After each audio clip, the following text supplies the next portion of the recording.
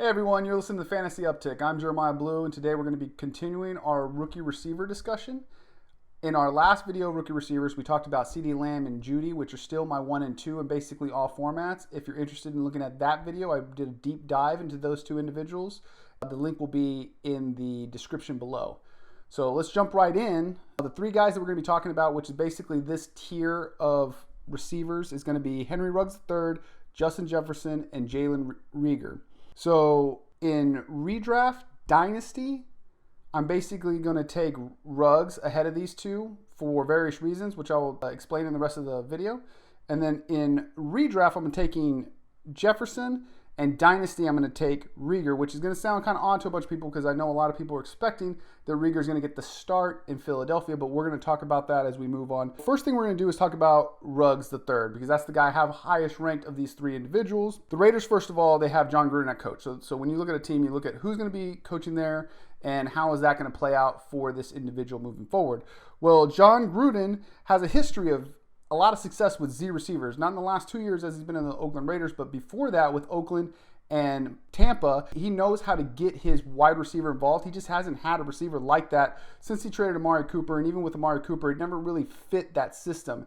I think Ruggs will fit that system. So what is Ruggs' key attribute is his speed. He runs the 4.27, which we've all talked about, and I know a lot of people are looking at Ruggs as maybe he could be one of the busts that we've seen a lot in the past, and I'll go over some of the history of first-round busts that we've seen recently throughout the NFL draft. But Ruggs is a little different than those guys, like a Coleman or a John Ross, because he's not necessarily built for the deep pass. I mean, he can do that, but that's not like his biggest strength. His biggest strength is catching the ball and then taking it to the house on short passes. So does the Oakland Raiders fit that system? And the truth is yes, because first of all, he's going to immediately start. There's nobody to take over. They got Williams there, but that's about it. Everybody else is not that good. And I know a lot of people will say Renfro, but Renfro was a third-round pick, rookie last year. So this year, it's easy to see Ruggs taking over that, either the slot spot, which he didn't play a lot in college, but that had more to do with Jerry Jeudy being on the roster than I think it had with Ruggs and what the Alabama team was asking Ruggs to do, being more of a decoy and allowing Jerry Jeudy to have open space to operate. And I still think Jeudy and Lamb are better receivers than Ruggs, but for what the Raiders are going to be asking Ruggs to do, I think this might be the perfect team for him. When they originally drafted him, I didn't think that was the case because Carr doesn't like to send the ball deep. But the truth is, Carr likes to get rid of the ball fast. And honestly, if that's what he's going to be doing, that actually might work out for Ruggs. Because again, that's what I believe his biggest strength is catching the ball, screen passes, quick passes, slants, and then taking off after that because he's so freaking fast that nobody can really catch him, right? So let's take a look at Carr. Is Carr as bad as a lot of people think? I don't really know because he's not the type of quarterback that I want. I'm not saying he's a top 15 quarterback, but he does do a couple of things really well. He gets rid of the ball really fast. In 2018, he had the fastest time to throw. So what that means is basically from hut to throwing the ball, he got rid of the ball the fastest. I'm not saying his release is faster than anybody else, but Carr has had a history of being a person who gets rid of the ball fast. In 2018, like I said, he led the league, and 17 and 16, he was faster at getting rid of the ball than he was in 2018. Now, he didn't lead the league those years, but he was fast. He's always been fast at getting rid of the ball. In 2019, he wasn't getting the ball out as fast, and I think a lot of that might have to do with the fact that there was nobody there. Remember, they were supposed to have Antonio Brown. Everybody remembers that. And then Ruggs is now going to come in and take that spot. So I think that he's going to be able to get back to getting rid of the ball fast, and he has a high completion percentage. He would have led all quarterbacks in completion percentage 2 of the last 3 years if it wasn't for somebody named Drew Brees existing.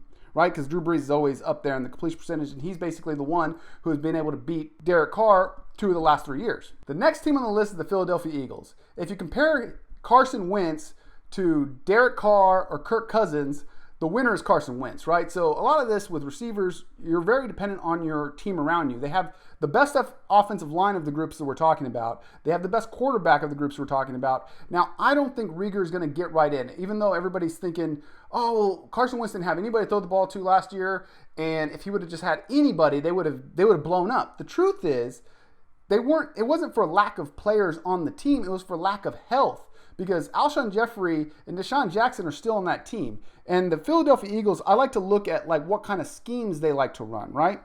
So they ran 12 personnel, which is basically 2 tight ends and 2 receivers, 54% of the time. Remember, they got Dallas Goedert and Zach Ertz, and I don't think that they were doing that necessarily because they didn't have receivers. Now, that might have had a little bit to do with it, but they have two really talented tight ends on that roster, and it behooves them to come out and in those formations, right?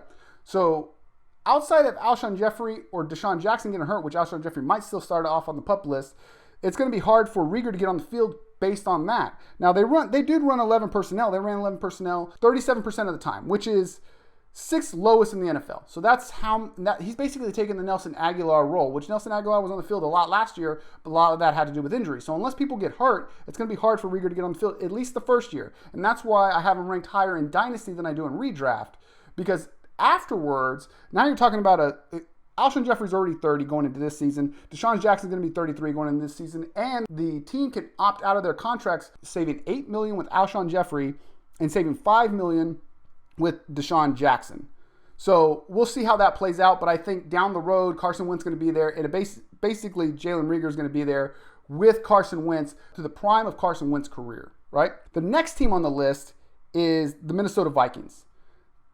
Here's the thing with the Minnesota Vikings, is they finished bottom 10 in pass attempts and yards, right? In passing yards.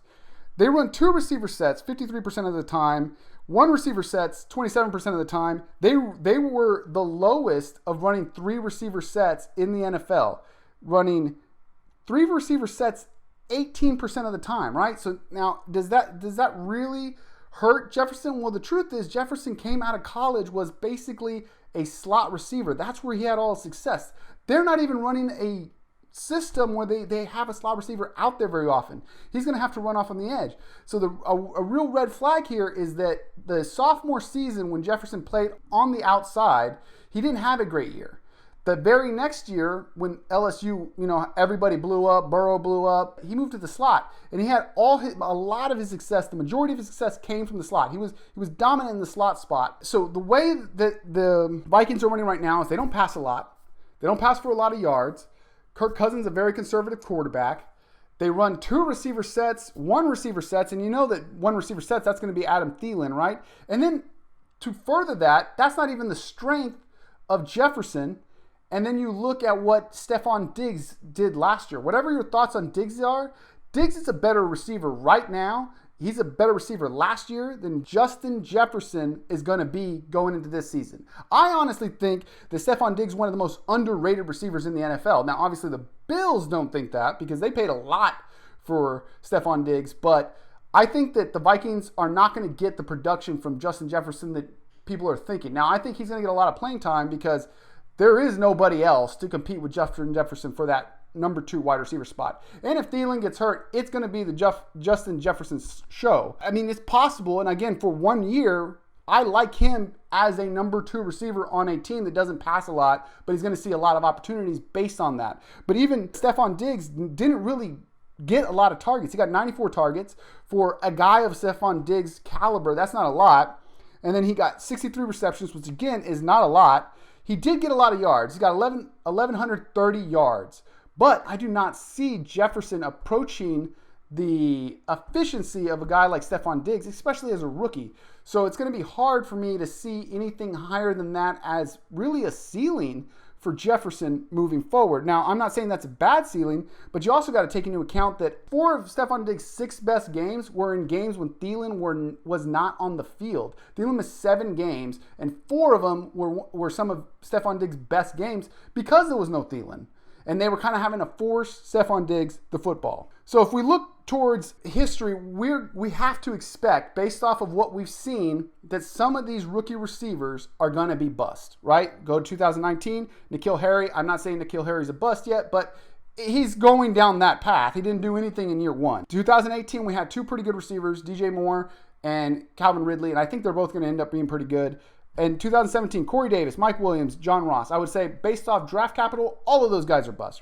2016, Corey Coleman, Josh Dotson, Laquan Treadwell. All those guys are bust. One of them drafted by the Minnesota Vikings. 2015, Kevin White, Devontae Parker, Nelson Aguilar, Brashad Perriman, and Philip Dorsett. All bust. So we go down to these three guys, and after looking at them and evaluating them, I kind of have to figure out which one do I think could end up being a bust, right? First, I go to Ruggs. I just don't see the bust. And I know that that's going to be the guy that a lot of people are zoning in on as a bust due to the fact that he's basically really fast and not a lot of production, but he's more than just really fast. He's really fast. He's got really big hands. He doesn't have a history of drops. 2019, he dropped one pass. And then in the 3 years he was there, freshman on, he only dropped 5 passes. So he's not really a guy that has a lot of drops. So next on my list is Jefferson, right? So Jefferson, there are a couple of red flags that I see with Jefferson. I know I'm going to get a lot of flack on this because a lot of people really, really like Jefferson. It was Chris Sims was saying he's a better route runner than Judy, and I don't see that. And then there's a lot of guys that are saying that he's at least the second best route runner in the class, and I don't see that either. Actually, he was a 3-star recruit coming out of high school. In his junior year, he kind of came out of nowhere. He had played outside his sophomore year, was unsuccessful, moved to the slot. It really blew up. Going into the combine, people didn't have him mocked as a first-round talent.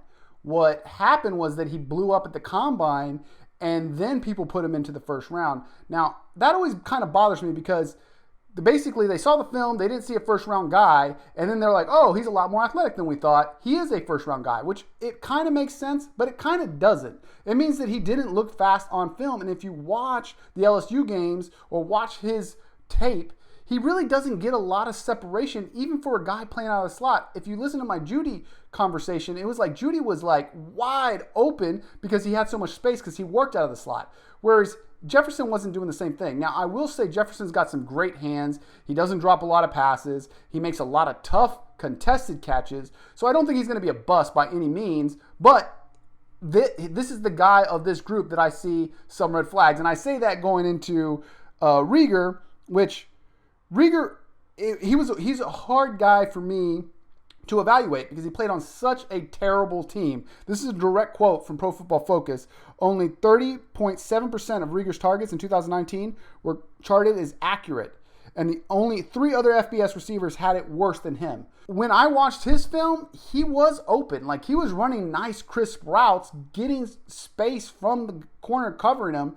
The balls just weren't coming towards him. And when they were not in any kind of accuracy to where he had any kind of shot at the ball. I mean, he could also be a bust, but if one of these 3, I would look at Jefferson and Reagor as possible bust candidates due to the fact that, one, he wasn't on a team that we could see what he was capable of. The other was kind of like a one-year wonder, and I didn't see a lot other than hands, and there's a lot of receivers in the NFL who can catch and don't make it big just based off hands alone. Ruggs, on the other end, has a special talent.